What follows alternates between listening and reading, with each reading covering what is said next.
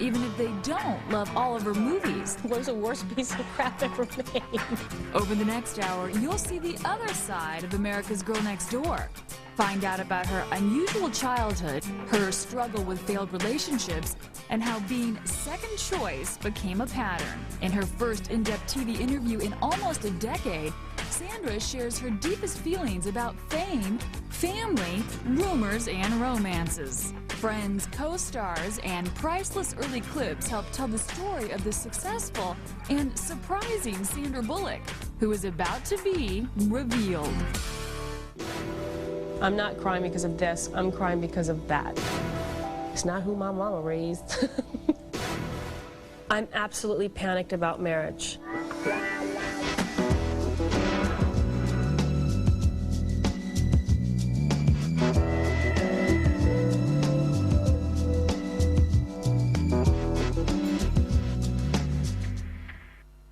Sandy is incredibly loyal. Open and warm. Very, very thoughtful. Down to earth and so charming. She's really funny. She's a laugh. She's so smart. Driven. You can't help being drawn to her. Everything you've heard about Sandra Bullock is true. She is one of the nicest movie stars around. She'll even get coffee for crew members on the set. But what you may not know is that Sandy, as she likes to be called, does have a dark side. People always talk about how you're so sweet. Do you have days, though, when you get down? Totally, absolutely, absolutely thoroughly depressed. And that's when you befriend Haagen-Dazs. You just make love to your Haagen-Dazs. Yeah, I have days that I pretend like there's absolutely nothing wrong. I'll go, no, everything's fine, everything's fine, everything's fine. And then I will have a complete meltdown over the French fries not being done. And then you realize, I'm not crying because of this, I'm crying because of that. And the day that I get to crying because of what actually happened will be a good day for me. I have a very dark side. Everybody has a dark side. I just don't believe in bringing it to work. We've only seen the cheerful side of Sandra until now. On camera, I speak my mind to the point that I want to let things be revealed, as it were. Oh, you're Do you know what I mean? Like, in a way that I don't want to leave an interview feeling like I have just either hoarded myself or sold myself for work. I'd rather you go talk to everybody else and whatever they give up, even without my permission, and I know Hugh said some things that he wasn't supposed to, because the man cannot keep his mouth shut. It cannot. No, she's not like that. No, she's not at all squeaky clean. Her sense of humor is filthy. You know, I had the hour-long conversation why I wasn't going to do this. One thing that they said, this is, you know, you don't do them so you don't realize that they can actually be entertaining and yet informative and comfortable. And I said, well, all right. And I always feel comfortable with you, so that's... So, here we are. Okay. Oh, my God. See, this is what you should be filming. Okay, can we film this? Now, what's happened here is that the hair wasn't really working. So this kind of primping is what usually happens when the camera's not rolling. Sandra's attitude keeps her relaxed, even though her schedule is anything but. In New York to finish her film 2 weeks' notice, Sandra was in city girl mode. I know you have a lot of homes, but where is home for you? I seem to collect houses. Austin, between Austin and New York. Austin is, you know, the place where you go and you just literally let go of everything, and the dogs and the water and the flip-flops and the music and the friends and the but then New York, I feel exactly the same way too. It's sort of, it's a hard thing. I mean, I have the luxury of being able to live in two places at one time. I need them both, you know, and I can have them both right now.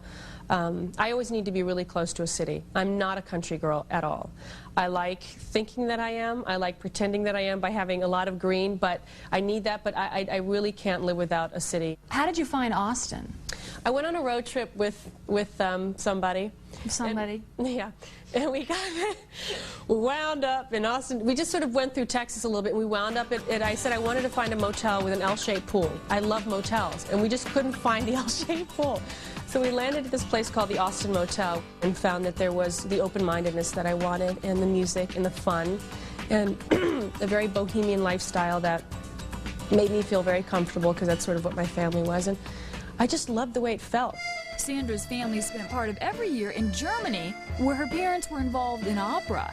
They traveled back and forth to Arlington, Virginia, where Sandra was born in 1964. It's a very odd upbringing to those who weren't in it, but to us it was absolutely normal. And you speak fluent German? Yes. Still? Yes. I'm going to Immer noch. ask you to pull something out. I said immer noch, which is still, so. I know was ist das? Was ist das? I realized when I was younger that our family was not the norm. I mean, my mother was an opera singer, and my dad was an opera teacher. And just purely because of the noises that came out of our basement where their studio was, it filtered into this neighborhood. Everyone else knew we were odd too, but it's nice because I literally have two different sides of myself. I mean, I have the very German side and I have the American side. That split personality may have had something to do with Sandra's decision to act. Coming up, Sandra copes with the unthinkable. Everything was fine until the last month. Family planning. You tell me to do something, I will do the exact opposite. And Hugh Grant. Oh, God, he's such a liar.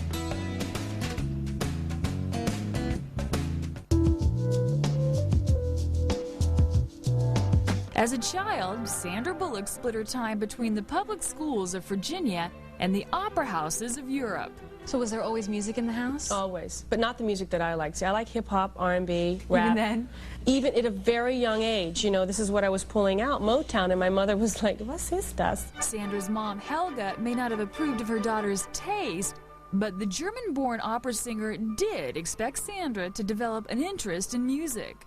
My mother was very adamant about the fact that her children would play at least an instrument and take at least some sort of movement, whether it was gymnastics or dance or whatever it was. We had to do one or the other. So when I got tired of piano, I would pick up cello. I would drop cello because it was too heavy to carry home. I would take, you know, the xylophone. I mean, anything to avoid piano, but inevitably it was, you know, 12 years of piano that drove me crazy. So what point did you think, I really want to do this?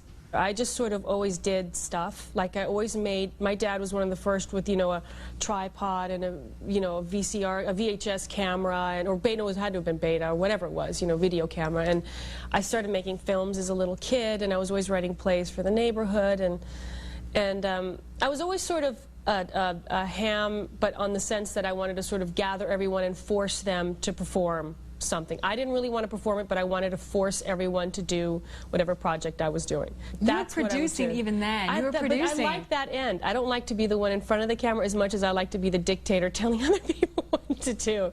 That need for control started early. When I was younger and started dating, I was always incredibly private about it. In our household, you didn't gossip. We didn't have magazines in the house. We had Newsweek.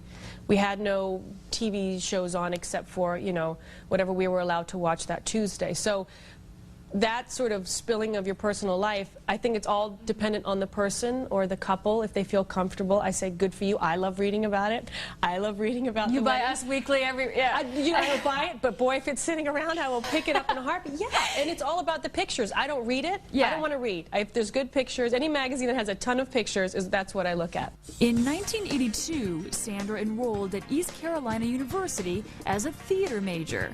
When you made the decision to go into performing, did you ever think of your parents? Absolutely. They were artists who were performing a dying art.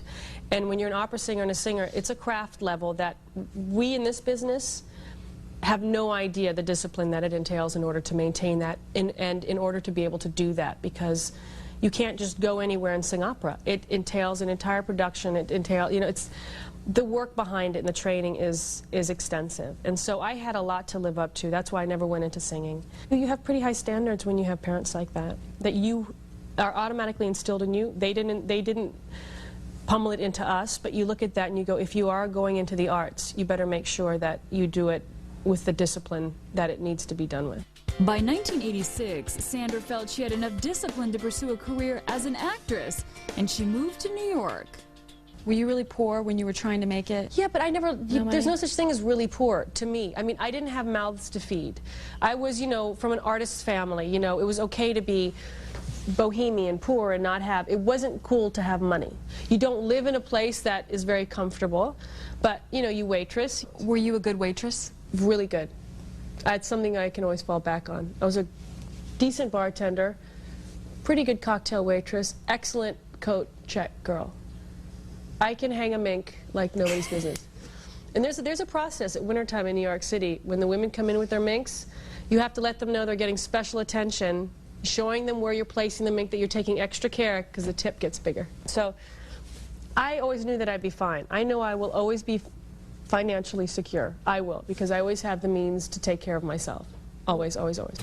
Coming up, hard-driving Sandra speeds her way to stardom. But first, Why did I bring up something that you had no idea existed? also ahead, You were nude once in a movie. Hell yes. and later, dating tips from the girl next door. I always had a pair of sneakers on standby going, oh, not working, I'm out of here.